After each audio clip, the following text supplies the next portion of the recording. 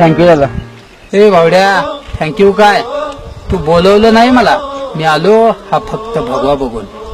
इतक्या वर्षांनी आपण एक झालो तर मिळूनच जाऊ. जय शिवराय. जय शिवराय.